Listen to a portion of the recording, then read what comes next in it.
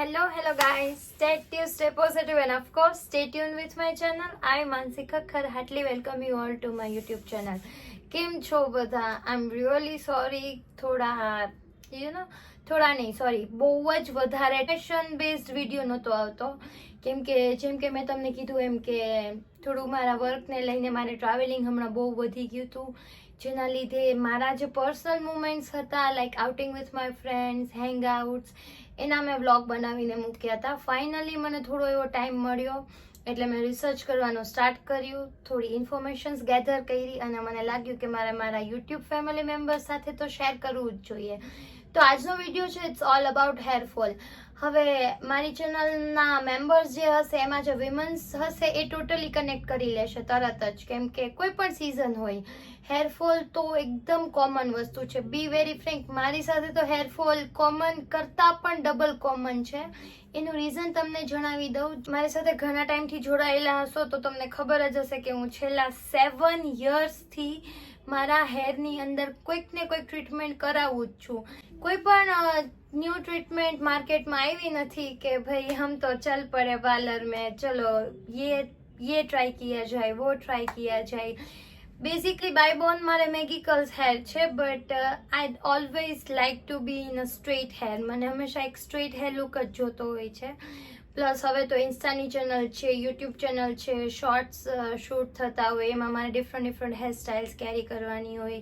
So it's better કે હું કાંઈ બી ન્યૂ ટ્રીટમેન્ટ આવે નહીં કે મેં તરત મારા હેરમાં એ અપનાવી જ લીધી હોય છે. Okay, it's just personal information of mind. મતલબ કે હેરફોલ તો ખબર નહીં, હેરફોલ તો અત્યંત કોમન વસ્તુ છે, અત્યંત કોમન વસ્તુ છે. જેમ બધાના ઘરમાં લીંબુ, બટેટા, ટમેટા આ વસ્તુ કેમ મળી જ જાય, સાવ કોમન એવી વસ્તુ છે, એવી જ રીતના વિમેન્સમાં હેરફોલ તદ્દન કોમન વસ્તુ છે. પુરુષો કરતાં સ્ત્રીઓમાં હેરફોલનું પ્રમાણ વધારે જોવા મળે છે, કેમ કે પુરુષોના હોર્મોન્સ અલગ હોય છે અને આપણા સ્ત્રીઓના હોર્મોન્સ અલગ હોય છે.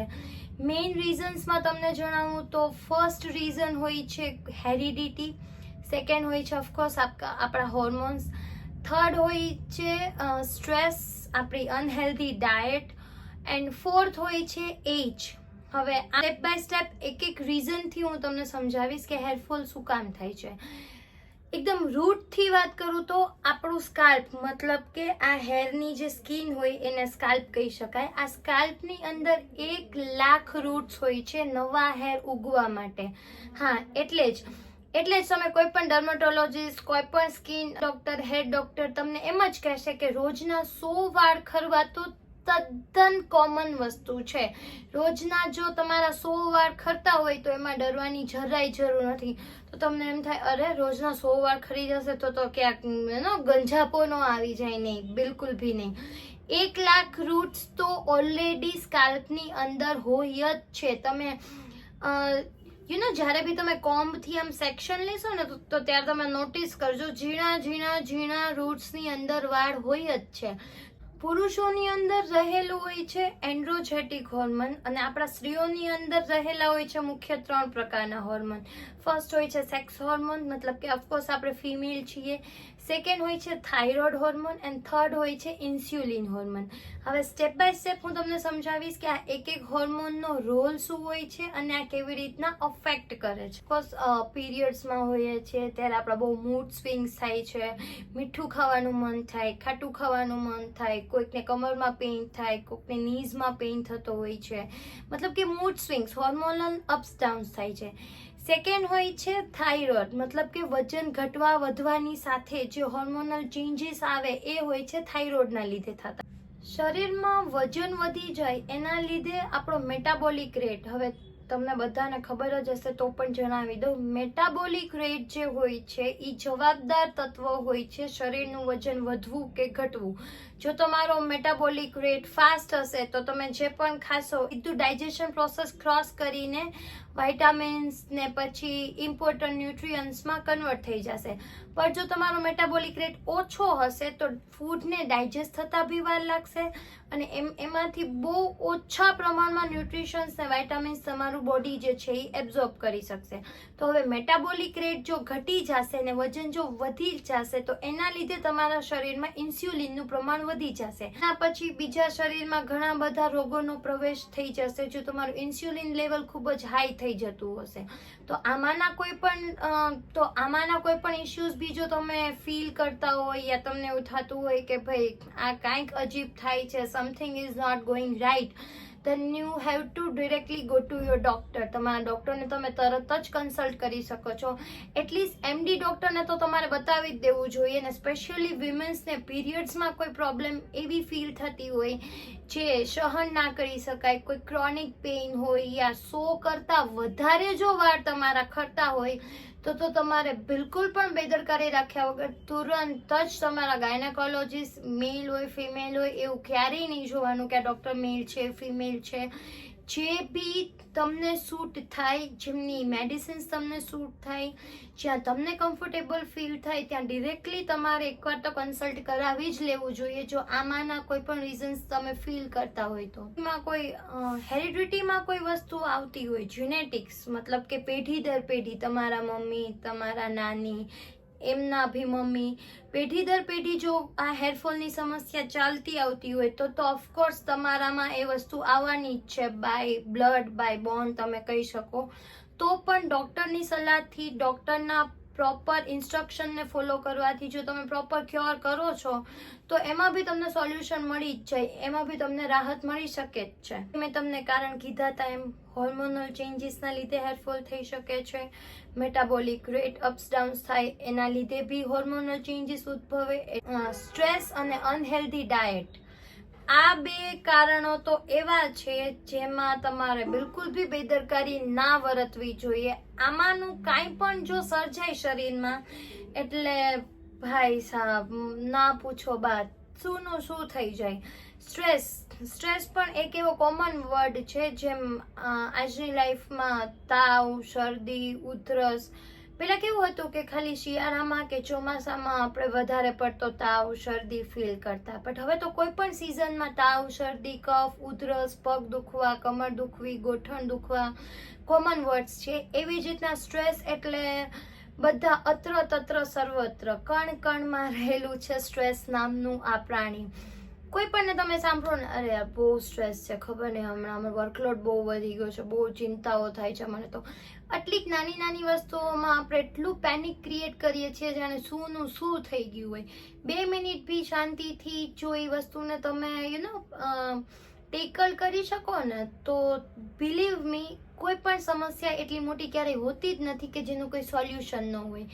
Every problem comes with it's on solution. દરેક સમસ્યા પોતાનું એક સોલ્યુશન લઈને જ જન્મે છે, પણ આપણે આપણા મગજને 2 મિનિટ શાંત રાખીને વિચારવું પડે કે ઓકે આનું પણ સોલ્યુશન હશે, ચલો હવે સોલ્યુશન તરફ વિચારીએ. બટ એ કરવા માટે મગજને 2 મિનિટ તો શાંત કરવો જ પડે. પણ ઠીક છે, ચલો એ તો થોડુંક આઉટ ઓફ ટોપિક થઈ ગયું. ખબર નહીં હમણાં મને બહુ બોલવાની આદત થઈ ગઈ છે, મને દરેક જગ્યાએ બોલવું જ ગમે છે. સ્ટ્રેસના 2 પ્રકાર હોય છે, physical stress, mental stress. Physical stress means over workload, over exercise, જમવામાં ધ્યાન ન દેવું, પૂરતી ઊંઘ ના લેવી. જમવામાં તો ઓફકોર્સ મને જ્યાં સુધી ખ્યાલ છે ત્યાં સુધી મોસ્ટલી મારા બધા જે ફેમિલી મેમ્બર્સ છે, યુટ્યુબ ફેમિલી મેમ્બર્સ મોસ્ટલી બધા જંક ફૂડ જ ખાય છે, મને એકને છોડીને. હું એક જ છું જે ફક્ત ને ફક્ત ઘરનો જ આહાર પ્રિફર કરું છું. I mean do comments me below down if you also believe, જો તમને પણ લાગતું હોય કે હેલ્ધી અને એક બેલેન્સ્ડ ડાયટ ફોલો કરવી જ જોઈએ. And also do comments me below down કે કોણ એવું છે જે આજથી જ જંક ફૂડને ટાટા બાય બાય કહીને એટલીસ્ટ મંથમાં એકવાર બહારનું ખાવ છો, okay that is okay, but at least તમે જંક ફૂડ ઓછું તો કરી શકો. મહિનામાં 4 વાર જતા હોય તો 3 વાર કરી નાખો, 2 વાર કરી નાખો, અને બંધ જ કરી શકો તો થી બેસ્ટ. તો physical stress, mental stress. Physical સ્ટ્રેસના મેં તમને રીઝન કહી દીધા. પૂરતી ઊંઘ ના થવી, હેલ્ધી એન્ડ બેલેન્સ ડાયટ ના લેવી, પૂરતી ડાયટ હેલ્ધી ને બેલેન્સ ડાયટ નહીં લ્યો એટલે ધીમે ધીમે બોડીની અંદર ઇશ્યુઝ ક્રિએટ થતા જ જશે. આ હતો ફિઝિકલ સ્ટ્રેસ. હવે મેન્ટલ સ્ટ્રેસ, નાની નાની વાતે ચીડચીડિયું થઈ જવું, ગુસ્સો કરી નાખવો, કાંઈ બી મગજમાં આવે વિચાર્યા વગર બોલી જવું, સ્ટ્રેસ લેવો. મેન્ટલ સ્ટ્રેસ મતલબ કે કોઈ વસ્તુ છે આટલી અને તમે એને સર્જી દો છો આટલી. મતલબ કે ઓલી કહેવત તમે સાંભળી હશે તો રાયકા પહાડ બના દિયા, યા પછી ક્યારેક કોઈક આપણું ફ્રેન્ડ આપણને કહી દે અરે તે બહુ ઓવર રિએક્ટ કરી નાખ્યું યાર, આમાં આટલું બધું રિએક્ટ કરવાની જરૂર નહોતી. મતલબ કે કોઈ વસ્તુ અગર શાંતિથી સોલ્વ થઈ જાય તો પણ આપણે એને વિશાળ રૂપ આપી દઈએ છીએ. એ હોય છે મેન્ટલ સ્ટ્રેસ. અરે પડતું વિચારવું, ઓવર થિંકિંગ કરવું. આજ એક વર્ષમાં મેં મારી અંદર મેજર ચેન્જીસ ફીલ કર્યા છે. ટોટલી એક ટ્રાન્સફોર્મેશન જ થઈ ગયું છે મારું. નો ડાઉટ આમાં સ્પિરિચ્યુઅલ વેનો લોટ્સ ઓફ પોર્શન છે, સ્પિરિચ્યુઅલ એનર્જીનો બી, જેથી કે પેશન્સ મારામાં ડેવલપ થયું છે, પીપલ સ્કિલ્સ મારામાં ડેવલપ થઈ છે. But again this is out of the topic, but મને લાગ્યું કે મેં તમારી સાથે શેર કરવું જોઈએ એટલે so that is why I am sharing this thing. Overthinking, અડધી રાત સુધી સૂવું નહીં, ફોન લઈને બેઠું રહેવું, વિચારો જ કરીએ રાખવા, જે થઈ ગયું હોય એ ભૂલવું નહીં. લાઈક હોય ને ઘણા લોકોને એવી હોય કે પાસ્ટનું વિચારીએ રાખીએ, આ થયું તું, આને મને આમ કહી દીધું, મેં ત્યારે આને આ જવાબ ના દીધો. બટ ઇટ્સ ઓકે, જે થઈ ગયું એ થઈ જ ગયું, એને તમે અન્ડુ નહીં કરી શકો. બટ આપણે એવું કેમ નથી વિચારતા કે ઓકે જે થઈ ગયું એ થઈ ગયું, પણ આપણે જો એને એ જ વિચાર કરી રાખશું તો અત્યારનો પ્રેઝન્ટ બી બગાડીએ છીએ. અત્યારે જે આપણે આપણી મેન્ટલ પીસ રાખીને જે ન્યૂ ગોલ્સ ઉપર ફોકસ કરવાનું હોય એ તો ભૂલી જ જઈએ છીએ. એટલે એનર્જી વેસ્ટ, ટાઈમ વેસ્ટ, સો ટોટલી વેસ્ટ. અને time is a most precious thing in this life. વીતી ગયેલો સમય આપણને ક્યારેય પાછો નહીં મળે. લાખો કરોડો રૂપિયા દેતા પણ એકવાર જે સમય હાથમાંથી જતો રહ્યો છે એ ક્યારેય પાછો નહીં મળે. તો એવી વસ્તુઓ વિશે વિચારીને શું કામ સમય ખરાબ કરવો જોઈએ? જે ઓલરેડી વહી જ ગઈ છે એને આપણે પાછી રીડુ નહીં કરી શકીએ.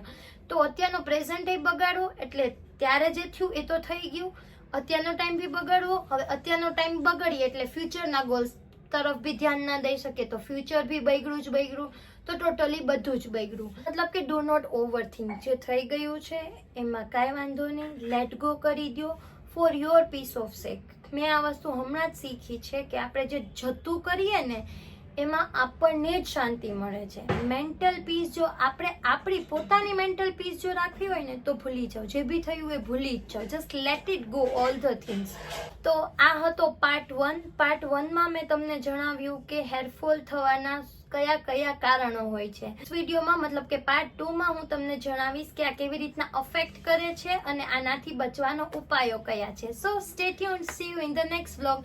આઈ હોપ કે તમને મારો આજનો આ વિડીયો ગમ્યો હોય, અને જો તમને ગમ્યો હોય then do like, share and subscribe. મારા ફ્રેન્ડ સાથે શેર કરજો, ફેમિલી મેમ્બર સાથે શેર કરજો. હસતા રહો, ખુશખુશાલ રહો and please be always positive. Bye, love you all.